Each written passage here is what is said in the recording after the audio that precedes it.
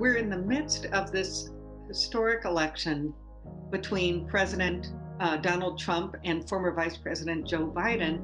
And it's important to consider the implications because they are really vast. This is almost certainly the most important election in the history of our country, and certainly the most important election in our lifetime. This is a very, very difficult time in our country's history. We do have this pandemic. We do have this fear of infection. We do have an economic disaster, basically, and a lot of people that are, to say the least, are feeling very anxious about all of this.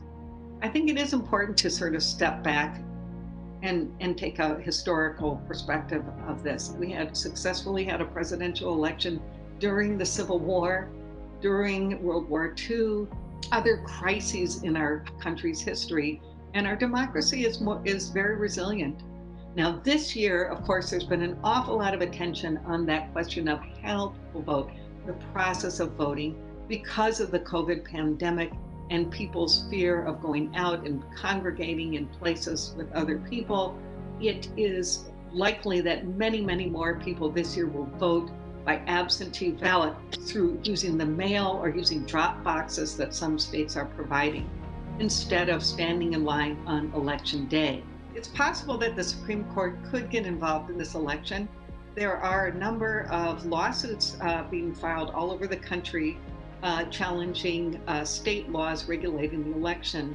And of course, we have a precedent for that back in the year 2000, when the Supreme Court of the United States essentially decided the election for President George W. Bush.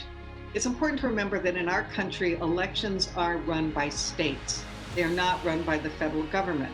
So each state has its own rules, and each state has its own different kinds of ballots and its own rules on absentee ballots, voting by mail, etc., early voting.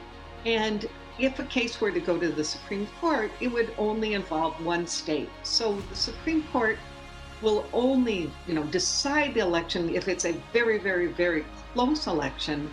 And there's one crucial state, which could be Ohio, right, or a crucial battleground state, where the election is so very, very close that a court decision could make a difference. It's important to remember when we're worrying about the mail that even though there certainly is going to be a record number of people voting by mail this year, even if every single person voted by mail, there would be less mail than there is during your average Christmas card season. Our Constitution has lasted for more than 200 years, which is longer than any constitution in the world. Our democracy has also lasted, and I think that we are strong enough for democracy to work even during this time of crisis and global pandemic.